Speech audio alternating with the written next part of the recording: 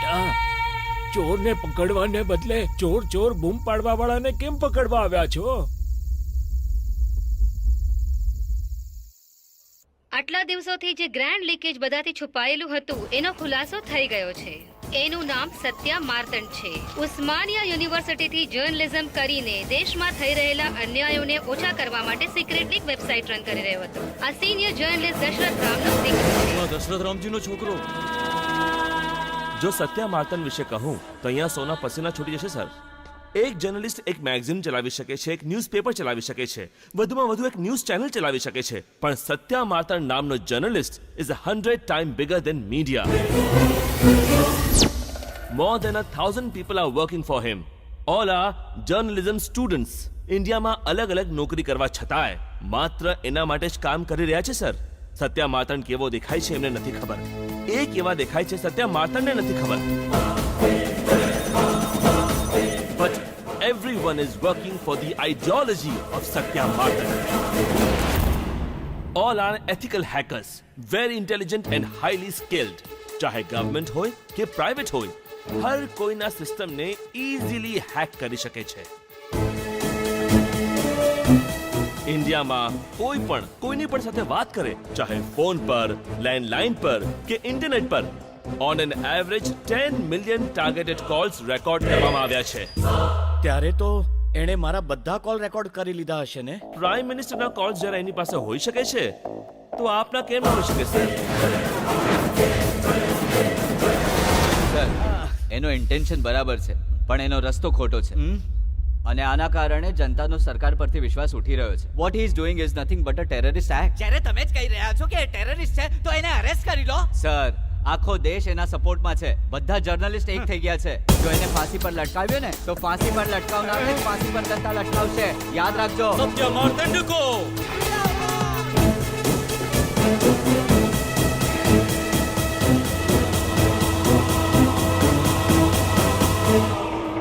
વર્ષ સુધી અંડરગ્રાઉન્ડ રહ્યો, પણ એ સાલાએ મને ને મારી બેંકને સડક પર લાવીને ઊભા કરી દીધા. હવે મેં એને સડક પર ઊભો કરી દીધો. જેવા સાથે તેવા. એ જેલમાંથી બહાર નહીં આવે ત્યાં જ સડીને મરશે. રડી કેમ રહી છે? એણે તને રડાવી, મેં એને રડાવ્યો. નીંદર હરામ કરી દીધી મારી. જિંદગીમાં જાવેદભાઈ કોઈનાથી નહોતો ડર્યો, પણ એ સાલાએ આવીને. મારી એ જ તો ઈચ્છા હતી ને પપ્પા. મેં કહ્યું હતું કે જેને જોઈ જાવેદભાઈ ડરી જાય. મારે એવા માણસ સાથે લગ્ન કરવા છે અને જો તમે ના ગઈ તો હું મારો જીવ દઈ દઈશ. જાણો છો હું કોણ છું? જાવેદભાઈની દીકરી છું હું.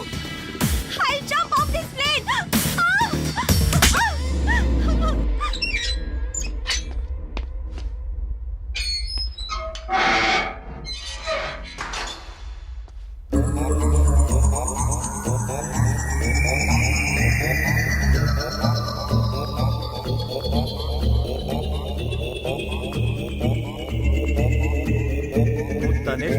છું રાજા. આટલા દિવસથી માસ્ક પર માસ્ક લગાવી અમારી ઊંઘ ઉડાડી દીધી છે તે. એક વાત મને કે, આ બધું કરીને તને મળ્યું શું? તે મારા બધા કોલ્સ રેકોર્ડ કરી લીધા. જ્યારે મેં જાવેદ સાથે વાત કરી એ તો કર્યા જ હશે, પણ જ્યારે મેં ગર્લફ્રેન્ડ સાથે વાત કરી એ શું કામ કર્યા? રાજા, મેં મારી ગર્લફ્રેન્ડ સાથે બહુ પર્સનલ વાત કરી હતી, એ તો આપી દે. આપીશ કે નહીં બોલ? અરે કંઈક તો વાત કર યાર. ઓ સાંભળ રાજા, તને જોઈને મને ડર લાગી રહ્યો છે. તું જર્નલિસ્ટ કમ ટેરરિસ્ટ વધુ લાગી રહ્યો છે. એ સાંભળ, તારી ઇન્ક્વાયરી કરવા માટે એક સ્પેશિયલ ટીમ બેસાડી છે મેં. કાલે ત્યાં કઈ અનાપ શનાપ નહીં બકી દેતો. પોતાની ભૂલ માની લેજે. અને હા, તે કહ્યું તું જે પણ કહીશ ટીવી પર લાઈવ કહીશ. સૌની સામે હું શું કહીશ સાંભળી લે. કમિટી સામે મારા વિશે, મારા આદમીઓ વિશે જો કોઈ પણ વાત કરી તો તું મને જાણતો નથી. તારા સૌથી પ્યારા છે ને તારા 4 દોસ્ત, એમને મરાવી દેવામાં આવશે. તારો બાપ પણ જર્નલિસ્ટ હતો કેમ? એનું પણ ગળું કપાવી દઈશ. નાના નાના ટુકડા કરી ગલીમાં ફેંકાવી દઈશ.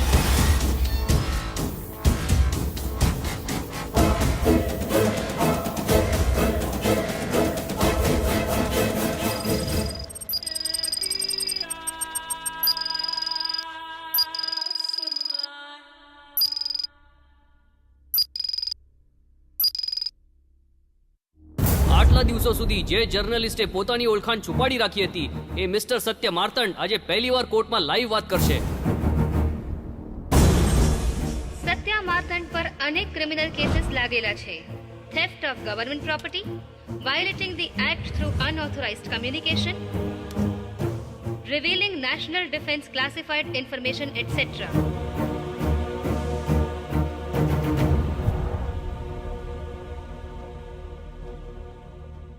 આ બધું કેમ કર્યું? તમારા પર ઘણા બધા એલિગેશન્સ છે. જો તમારે કંઈ કહેવું હોય તો કમિટીની સામે કહો.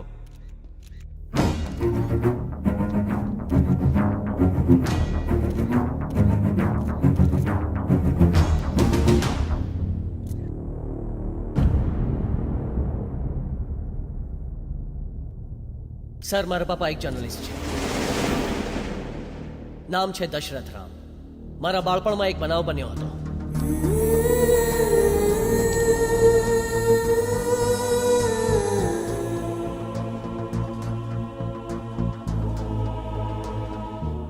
મારા દેશમાં કોઈ જર્નલિસ્ટનું ડરીને જીવવું મને પસંદ નથી. દુઃખ થયું અને એના પછી મને ગુસ્સો આવ્યો અને એ જ ગુસ્સાનું પરિણામ છે આ ગ્રેન્ડ લીકેજ. પણ આપણા દેશમાં લૂંટવાવાળા જ નહીં, દેશને પ્રેમ કરવાવાળા પણ લોકો છે. આવા લોકોના સપોર્ટ અને ફંડના કારણે જ હું આને ચલાવી રહ્યો છું. અને બનાવવા માટે મારે 10 વર્ષ લાગ્યા. સર, 1947માં આપણને આઝાદી મળી. આપણને બ્રિટિશ લૂંટી રહ્યા હતા. એમની સાથે લડીને એમને દેશમાંથી ભગાડ્યા. પણ એમણે આપણા માટે રોડ્સ બનાવ્યા, રેલવેઝ બનાવ્યા, બિલ્ડિંગ્સ બનાવ્યા, ડેમ્સ બનાવ્યા. અને જુઓ સર, જ્યાં આપણે વાત કરીએ છીએ ને એ કોર્ટનો પ્લાન પણ એમનો જ છે. પણ આઝાદી મળ્યા પછી એમનાથી 1000 ગણા વધારે આપણા જ લોકોએ આપણા દેશને લૂંટ્યો છે.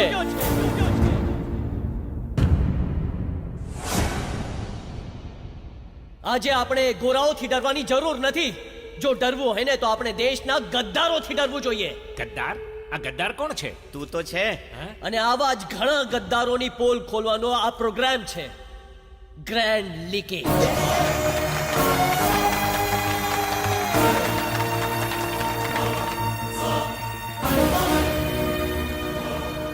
સર, જ્યારે દેશ આઝાદ થયો ત્યારે $1 કિંમત હતી $1. અને આજે એ જ રૂપિયાને આપણે ઘણી મહેનત કરીને 70 રૂપિયા સુધી ગગડાવી દીધો છે. જાણો છો આનું કારણ શું છે? કરપ્શન. સરકાર જે સારા કામ કરવા માંગે છે જનતા સુધી પહોંચતા જ નથી. Agriculture scam, medical scam, ration scam. અરે આ લોકોએ તો જનતાના 4 પૈસા પણ નથી છોડ્યા. લૂંટી રહ્યા છે, બંને હાથે લૂંટે છે. Cricket scam, gold scam, cheat fund scam. માર પર માર, માર પર માર. આમ જો દરેક જગ્યાએથી માર ખાતા રહીશું ને તો આપણી જિંદગી કેમ બદલાશે સર? ગંદી જગ્યાઓ નથી બદલી, ગરીબોનું જીવન નથી બદલ્યું, આપણા પેટ માટે અનાજ ઉગાડનારા કિસાનોની આત્મહત્યા નથી થંભી. અને આ વાત માત્ર આપણા ખાવાની નથી સર. અરે આ લોકોએ તો જાનવરોનો ચારો પણ નથી છોડ્યો. ગદ્દાર છે. જે પૈસા આપણે લૂંટ્યા છે છુપાવવા માટે ઘર અને તિજોરીમાં જગ્યા નથી બચી એટલે એને વિદેશમાં છુપાવ્યા છે સર. Bank of paradise. એ બેંકમાં બ્લેક મની નથી સર, અમારી મહેનત, અમારું લોહી છે. અરે ઓ, એ બધા પૈસા અમારા છે, તારી તો. અમે જર્નલિસ્ટ જીવ જોખમમાં મૂકીને દેશની દરેક સમસ્યા તમારી સામે મૂકીએ છીએ અને તમે એના પર કોઈ એક્શન નથી લેતા. એટલા માટે જ મેં નક્કી કર્યું છે કે જે તમારે કરવાનું છે એ પણ હું કરીશ. કરી લે. મારા ગુરુએ મને કહ્યું હતું કે ખરા સમયે આ ગદ્દારોને એમના કરેલાની સજા તો મળવી જ જોઈએ. મિત્રો, મારા ભાઈઓ, એટ ધ રેટ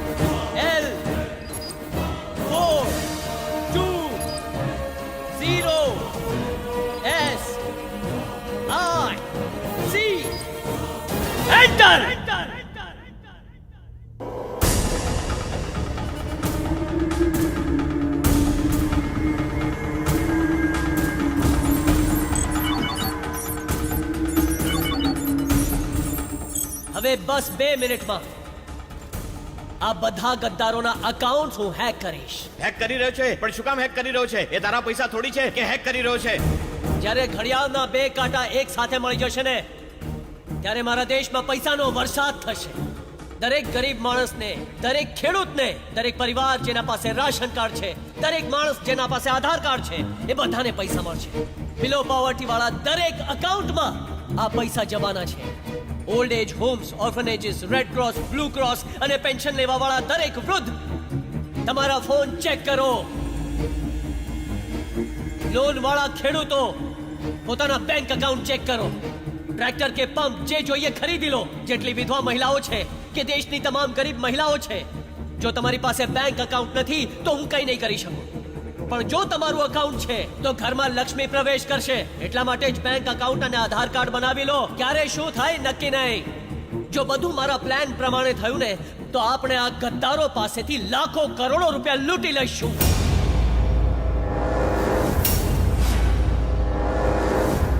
મારા દેશમાં બિચારા ગરીબ 30 કરોડ લોકો ભૂખ્યા છે. એવી હાલત છે કે એક દિવસમાં 7,000 લોકો ભૂખથી નિંદરમાં મરી જાય છે. આવા ઘણા બધા લોકોને આજે હું પૈસા નહીં આપી શકું, પણ સાંભળો, તમને જે પૈસા આજે મળે છે એમાંથી 10 કે 20% એ ગરીબોમાં વહેંચી દેજો. તમારું ભલું થશે. Are you with me?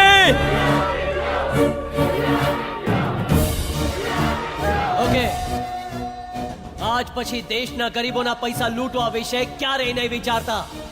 બહુ ખોટું થશે. આ દેશ તમારા ગદ્દારોના લીધે બરબાદ થઈ રહ્યો છે. હવે તમારો ખેલ ખતમ થાય છે.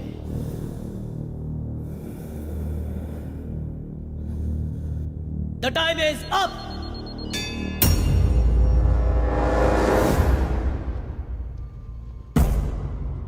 Check your mobiles and accounts.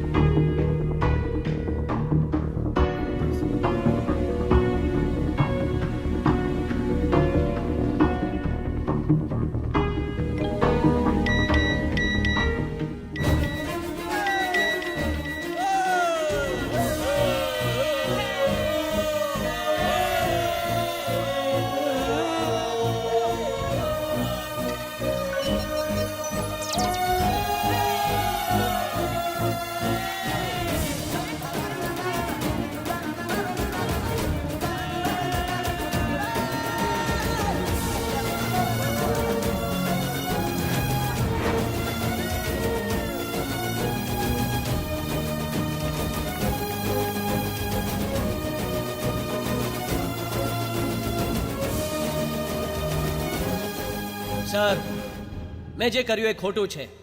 It's illegal. તમારી બધી જ સજા મને મંજૂર છે. જો ફાંસીએ ચડાવવા માંગતા હોય, આઈ એમ રેડી.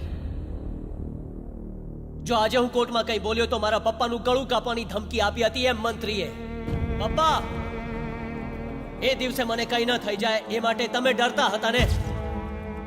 જો આજે તમને આ લોકો કંઈ કરી બેસે તો હું ડરી જાઉં તો શું ફાયદો થશે? જર્નલિઝમ એક સત્ય છે. જર્નલિઝમ પેટ્રિયોટિઝમ. દેશ માટે જાન આપો પપ્પા. દેશ માટે જીવ આપી દો. એનાથી મહાન કામ શું થઈ શકે છે પપ્પા? Journalism, ism, journalism. This is patriotism.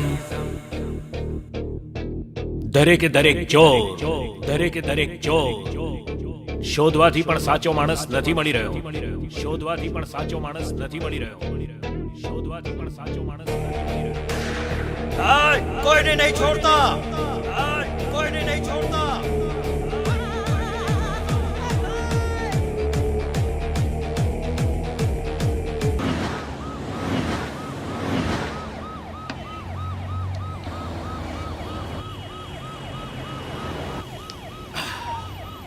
બધાના જીવનમાં ખુશીઓ લાવનાર સત્યા માર્તંડ છે.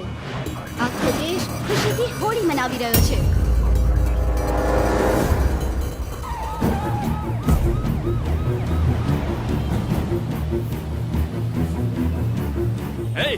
એ ઉભા રહો.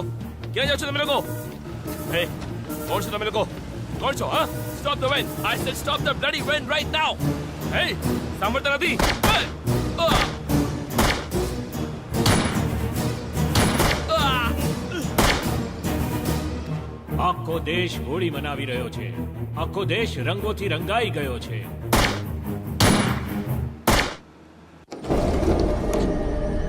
સર સર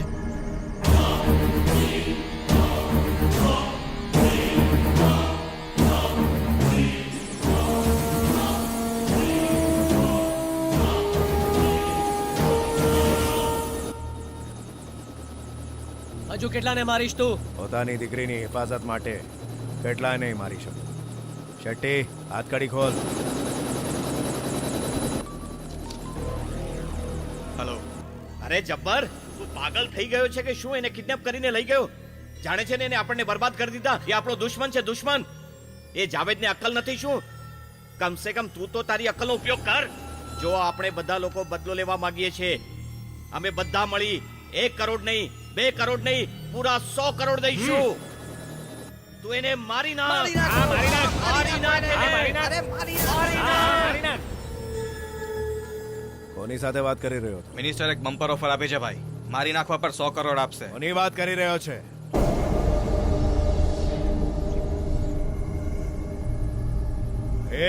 એકબીજાનું મોઢું શું જોઈ રહ્યા છો તમે લોકો? એ જમાય છે મારો.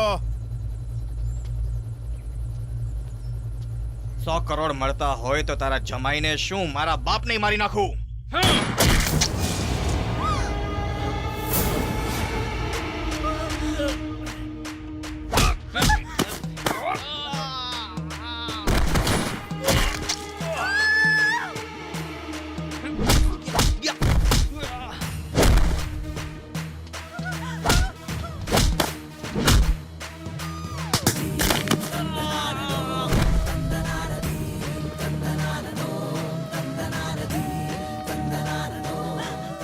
મને શું ખબર હતી કે મારા જ માણસો આવું કરશે? તારી સાથે આમ જ થવું જોઈએ. તારા આદમી તને મારી નાખશે ત્યારે તું મારો પીછો છોડીશ.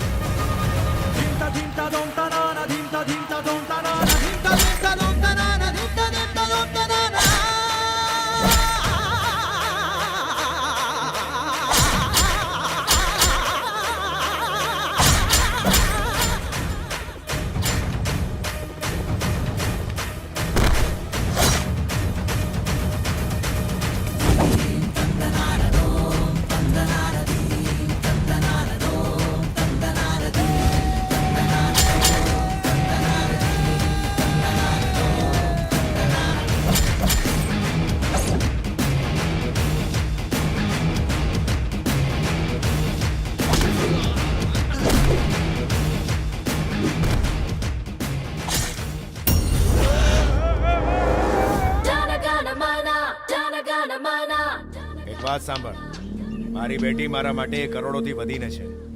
એ મારી બધી દોલતને છોડીને તારી પાસે આવવા માંગે છે.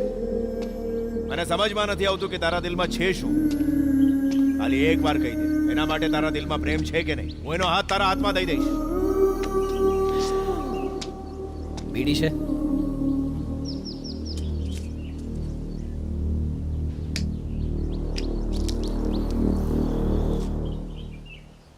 દઈ દે.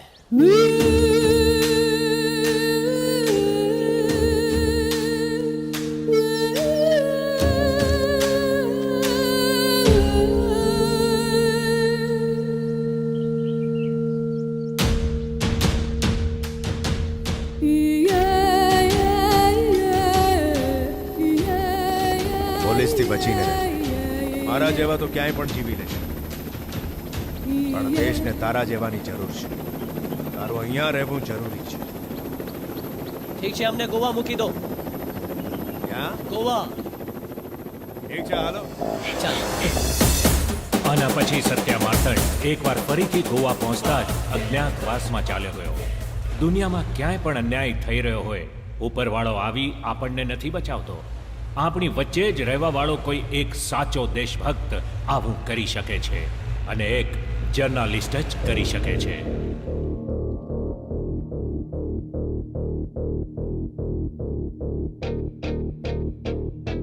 દરેકે દરેક ચોર, દરેકે દરેક ચોર શોધવાથી પણ સાચો માણસ નથી મળી રહ્યો.